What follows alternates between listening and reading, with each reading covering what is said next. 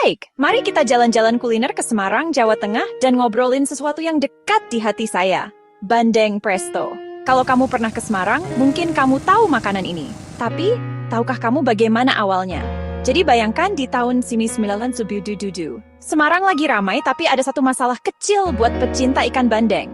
Rasanya enak banget, tapi aduh, duri-duri kecilnya itu bikin susah makan. Kamu tahu kan susahnya? Gigit, kunyah, berhenti. Ambil duri, ulangi lagi. Muncullah pahlawan cerita kita, Ibu Hana Budi Mulya. Beliau melihat orang-orang suka bandeng tapi malas sama durinya. Jadi beliau punya ide cemerlang, masak presto. Pada dasarnya ikan dimasak pakai panci presto. Bawang putih, kunyit, garam, daun salam. Teknik ini bukan cuma bikin rasanya enak, tapi juga melunakkan duri ikan sampai bisa dimakan. Iya, kamu beneran bisa makan durinya. Dan ini bagian kerennya, selain bikin bandeng lebih gampang dimakan, ini juga tambah nutrisinya. Kalau kamu makan duri yang sudah lunak, kamu dapat tambahan kalsium. Siapa sangka makan ikan bisa sesimpel dan sesehat ini. Berita menyebar cepat. Tak lama kemudian, bandeng presto bukan cuma jadi favorit keluarga, tapi jadi ikon kuliner Semarang. Orang-orang mulai antre dan turis pada suka.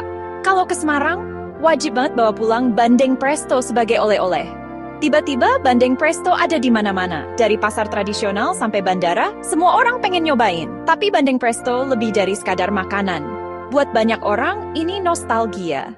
Ini kenangan kumpul keluarga Ji. Liburan di Semarang dan gigitan pertama di mana kamu sadar nggak perlu khawatir lagi sama duri ikan. Ini kebanggaan lokal, dibungkus daun pisang atau kotak kertas sederhana. Seiring waktu, orang-orang makin kreatif.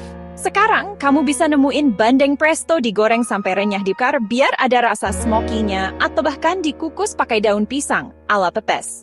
Tapi intinya, versi klasik. Dengan bumbu sederhana dan teknik presto yang unik, itulah yang bikin semua orang balik lagi. Jadi, lain kali kamu lihat bandeng presto, ingat ya, itu bukan cuma makanan.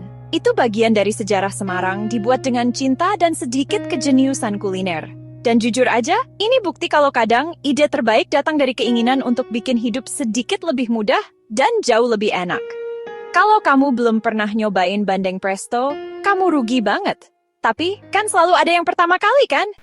1 menit sejarah, asik dan mudah diingat. Belajar bareng kita, bikin tambah semangat. Klik tonton, ayo ikut. 1 menit sejarah seru banget. Kawan, ayo dengar cerita masa lalu. Cuma 1 menit bikin kamu tahu. Dari pahlawan peristiwa budaya yang hebat. Belajar sejarah jadi asik banget. 1 menit sejarah gampang diingat.